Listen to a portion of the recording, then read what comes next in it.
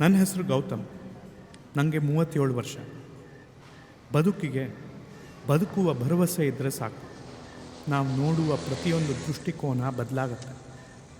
ಯಾರೋ ಹೇಳ್ದಂಗೆ gratitude is the healthiest of all human emotions. The more you express gratitude for what you have, the more likely you get it.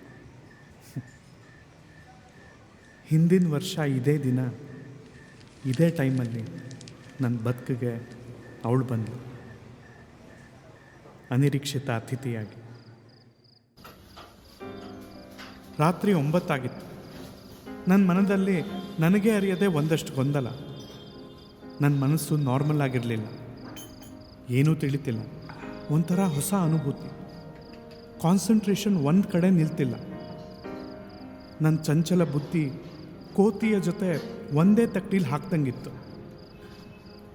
ಯಾಕೋ ತಿನ್ನೋ ಮನಸ್ಸಾಗಲಿಲ್ಲ. ಹಾಗೆ tea ಕುಡಿದು ಮನೆ ಕಡೆ ಹೊರಟೆ.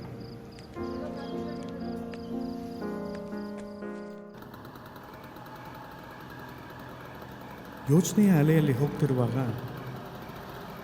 ಅವಳು ಕಂಡು ಬೀದಿ ದೀಪದ ಕೆಳಗಡೆ ನಿಂತಿರೋದ್ರಿಂದಲೋ ಏನು ಆಕೆ ಮುಖ ಮಿನುಗ್ತಿತ್ತು. ಬೇಕಾ? ವಯಸ್ಸು 25ರಷ್ಟು ಇರ್ಬೋದೇನೋ. ಒಳ್ಳೆ ಬಣ್ಣ, ಅಗಲವಾದ ಕಣ್ಗಳು, ಮುತ್ತಾದ ತುಟಿಗಳು. ಇಂಥ ಸ್ತ್ರೀಯರ ಬಗ್ಗೆ ಕೇಳಿದ್ಬಿಟ್ರೆ ಏನೂ ಅನುಭವ ಇಲ್ಲ. ಅಷ್ಟಕ್ಕೂ ಅವಳು ಅಂಥ ಸ್ತ್ರೀಯೇನ?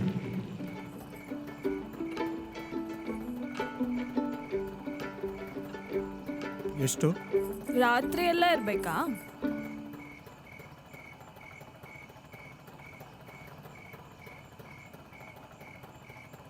ರಾತ್ರಿ ಎಲ್ಲ ಇರಬೇಕು ಅಂದರೆ 2000.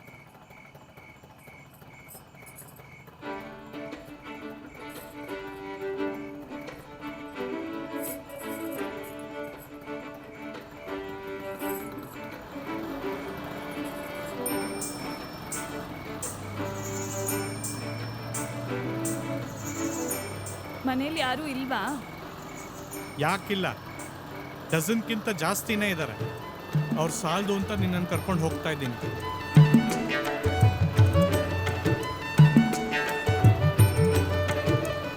ಹೋಗ್ಲಿ, ಮದುವೆ ಆಗಿದ್ಯಾ? ಆಗಿಲ್ಲ ಅಂದರೆ ನೀನಾಗ್ತೀಯಾ?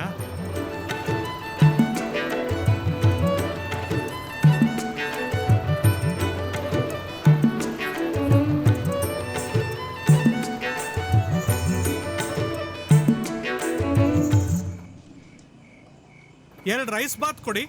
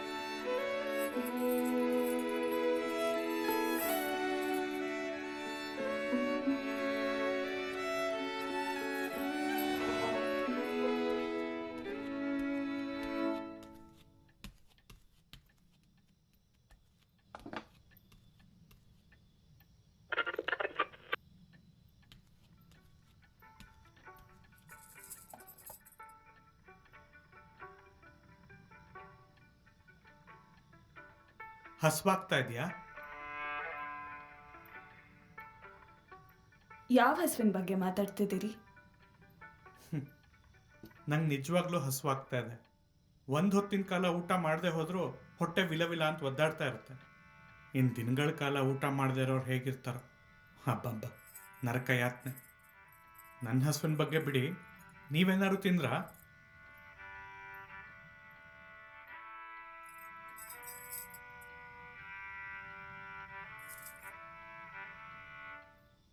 ನಾವು ಹಸುವಿನ ಹೊಟ್ಟೆಲ್ಲೇ ಹುಟ್ತೀವಿ. ಹಾಗೆ ಹಸುವನ್ನ ನಮ್ಮ ಹೊಟ್ಟೆಲಿ ಹೊರ್ತಾ ಇರ್ತೀವಿ. ಇಷ್ಟಕ್ಕೂ ಏನಾದ್ರು ತಿಂದ್ಯಾ ಹೇಗೆ?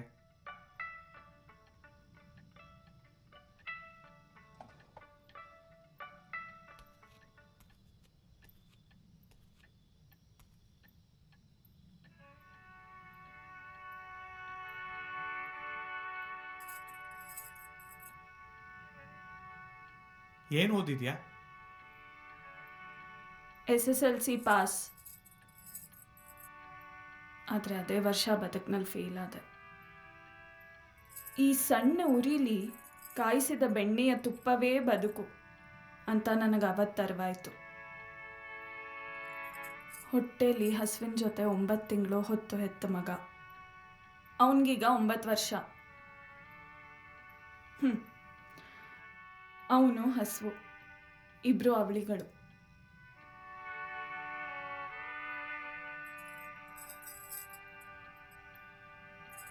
ಬನ್ನಿ, ನಿಮ್ಮ ಹಸುವಿನ ದಾಹ ತೀರಿಸ್ತೀನಿ.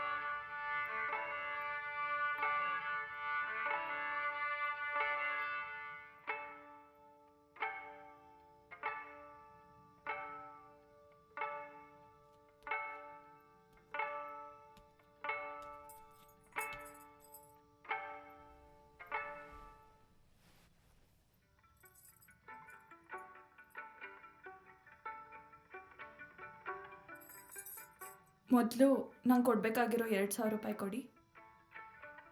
ಅದೇನು ಹಾಗೆ ಕೇಳ್ತೀಯಾ? ನನ್ನ ಮೇಲೆ ನಂಬಿಕೆ ಇಲ್ವಾ? You have a doubt on me? ನಾನೇನು ಕೊಡಲ್ಲ ಅಂತ ಅನ್ಕೊಂಡಿದ್ಯಾ? ಇದು ನನ್ನ ಮನೆ, ಇಲ್ಲಿಂದ ಎಲ್ಲಿಗೆ ಹೋಗ್ಲಿ? ನೋಡಿ, ನಾನು ಚಿಕ್ಕೋಳು, ಆದರೆ ಬೇರೆ ರೀತಿಯ ಅನುಭವಗಳಿಂದ ನನಗೆ ಸಾಕಾಗೋಗಿದೆ. ತನ್ನ ಹಸುವಿನ ದಾಹ ತೀರಿಸ್ಕೊಂಡ್ಮೇಲೆ ದುಡ್ಡು ಕೊಡ್ತೀರಾ ಯಾರಿಗೆ ಬೇಕಾದರೂ ಹೇಳ್ಕೊ ಹೋಗು ಅಂತ ಹೊರಗೆ ದಬ್ದೋರಿದ್ದಾರೆ. ಜೊತೆಗೆ ವಧೆಗಳು ಕೊಟ್ಟು ಮಹಾನ್ ಭಾವರು ಇದ್ದಾರೆ. ನನ್ನ ಹತ್ರನೇ 100-200 ರೂಪಾಯಿ ಕಿತ್ಕೊಂಡು ಮೋಸ ಮಾಡಿದವರು ಇದ್ದಾರೆ. ಈ ಗಂಡಸ್ರಂದ್ರೆ ನನಗೆ ಜಿಗುಪ್ಸೆ, ಅಸಹ್ಯ ಉಂಟಾಗುತ್ತೆ.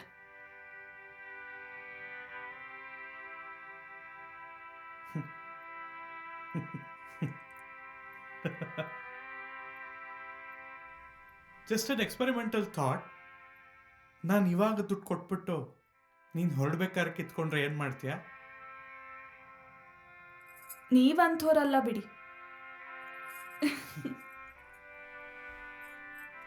ತುಂಬಾ ಒಳ್ಳೆಯವರು ಅನ್ಸುತ್ತೆ.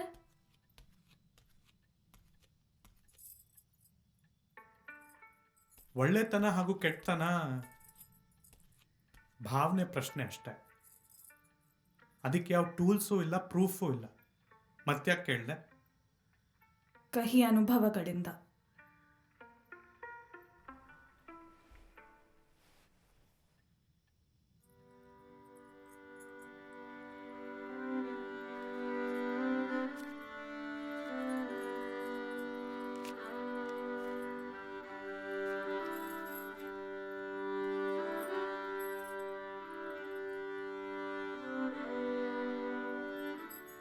ನಾನೊಂದು ಸ್ವಲ್ಪ ಹೊರಗೋಗಿ ಬರ್ತೀನಿ. ತಿನ್ನಕ್ಕೆ ಏನಾರು ಸಿಗತ್ತಾ ಅಂತ ನೋಡ್ಕೊಂಡ್ ಬರ್ತೀನಿ. ಒಂದ್ ಹೊತ್ತು ತಿಂದೇ ಇರಕ್ಕಾಗಲ್ಲ ಅನ್ನಿ.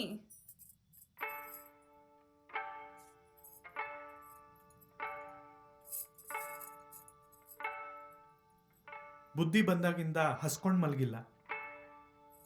ನಾನ್ ಪಕ್ಕದಲ್ಲಿರುವಾಗ ನಿದ್ದೆ ಹೇಗೆ ಮಾಡ್ತೀರಿ? 2,000 ರೂಪಾಯಿ ಕೊಟ್ಟಿದ್ದೀರಾ ಅಲ್ವಾ, ಅದಕ್ಕೆ ನಾನು ನ್ಯಾಯ ಒದಗಿಸ್ಬೇಕು ತಾನೆ.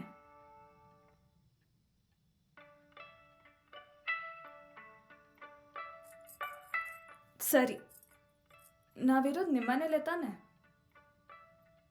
ಅದೇನ ಅಡುಗೆ ಕೋಣೆ? ಮನೇಲಿ ಅಕ್ಕಿ ಬೇಳೆ ಎಲ್ಲ ಇದೆ ಅಲ್ವಾ?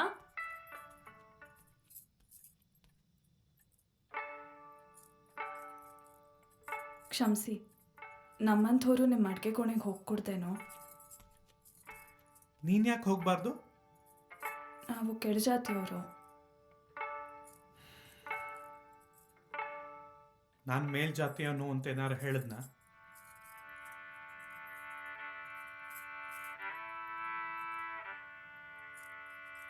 ನಿಮ್ಮ ಮಾತುಗಳ ರೀತಿ ವರ್ತನೆ ನನಗೆ ಅರ್ಥ ಆಗಲಿಲ್ಲ. ನಿಮಗೆ ಮೈಲ್ಗೆ ಇದೆಯೇನೋ ಅಂತ ಅನುಮಾನಿಸ್ದೆ.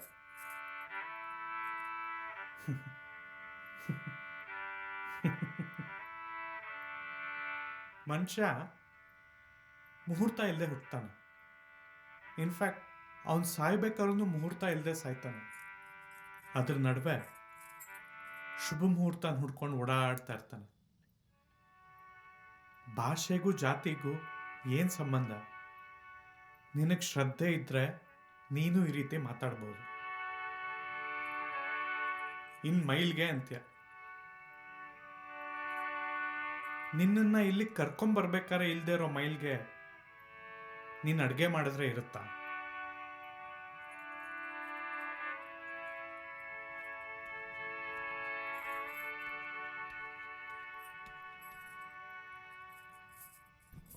ಇನ್ನೊಬ್ರ ಮನೆ ಅಡುಗೆ ಮನೆ ಹತೋಟಿಗೆ ಸಿಗೋದು ತುಂಬಾ ಕಷ್ಟ.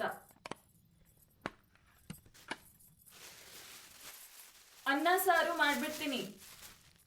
ಬಿಸಿ ಬಿಸಿ ಅನ್ನದ ಜೊತೆ ಸಾರು ಹಾಕೊಂಡು ತುಪ್ಪ ಹಾಕೊಂಡು ತಿನ್ನೋದಂತೆ.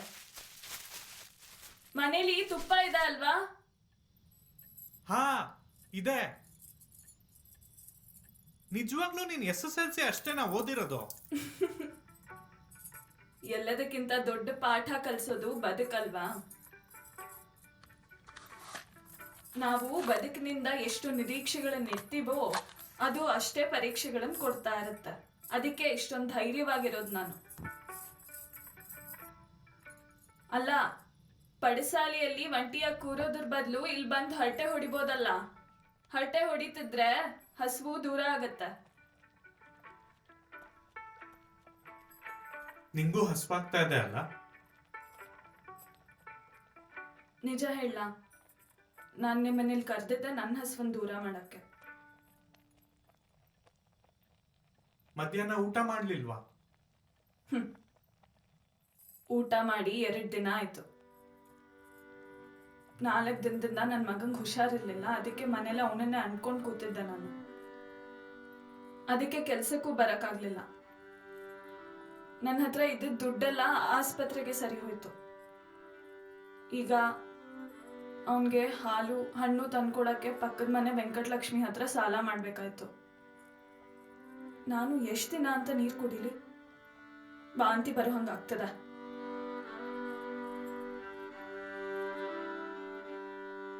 ಮಗು ಹೇಗಿದೆ ಇವಾಗ? ಹುಷಾರಾಗಿದ್ದಾನೆ. ಜ್ವರ ಎಲ್ಲ ಇಳಿತಾ ಇದೆ. ಅವನಿಗೀಗ ಮಾತ್ರೆ ಕೊಟ್ಟು ಮಲಗಿಸಿ ಬಂದಿರೋದು ನಾನು ಇಲ್ಲಿಗೆ.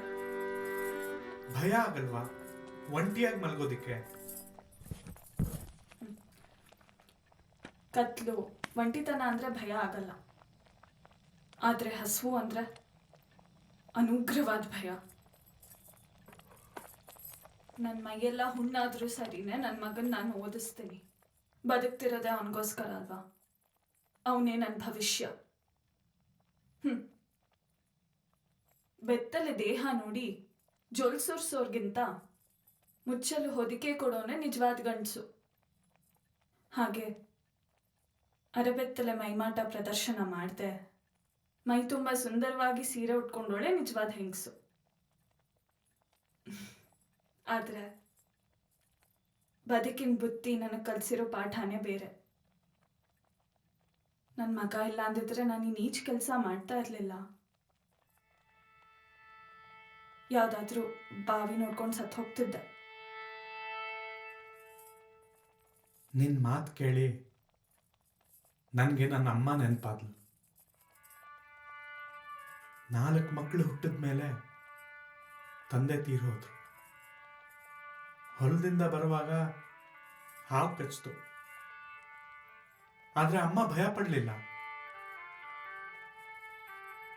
ತುಂಬ ಕಷ್ಟಪಟ್ಟು 4 ಮಕ್ಕಳನ್ನು ಬೆಳೆಸಿದ್ಲು. ಯಾವಾಗಲಾರೋ ಅವಳಿಗೆ ನೋವಾದಾಗ ನನ್ನ ಕೈಲಾಗಲ್ಲ, ಬದುಕೋ ಆಸೆ ಇಲ್ಲ, ಈ ಮಕ್ಳಿಗಾಗಿ ಬದುಕ್ತಾ ಇದ್ದೀನಿ, ಇಲ್ಲ ಅಂದರೆ ವಿಷ ತಗೊಂಡು ಸಾಯ್ತಾ ಇದ್ದೆ ಅಂತ ಬಾಧೆ ಪಡೋಳು. ನಿನ್ನ ನೋವು, ನಿನ್ನ ಕಷ್ಟಗಳು ನನಗೆ ನನ್ನ ತಾಯಿ ಕಷ್ಟಗಳು ನೆನಪಾದವು.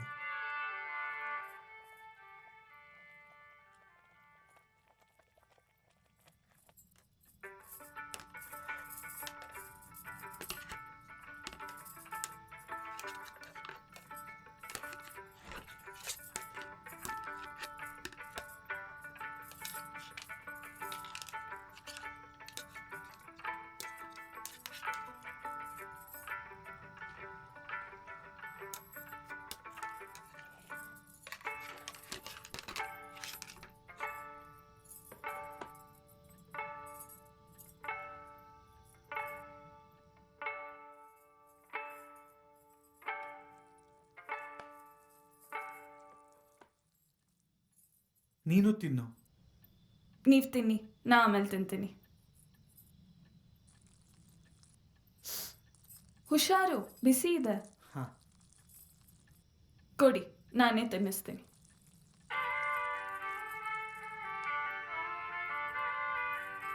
ಆ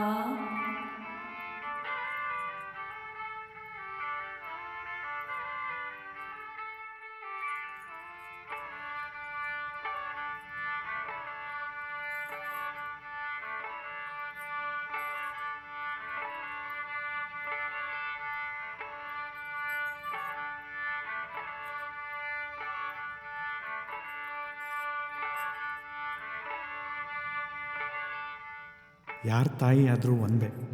ತಾಯಿ ಮಕ್ಕಳ ಪಾಲಿಗೆ ತಾನುರಿದು ಬೆಳಕು ಕೊಡುವ ಮೊಂಬತ್ತಿ ಅಂತ.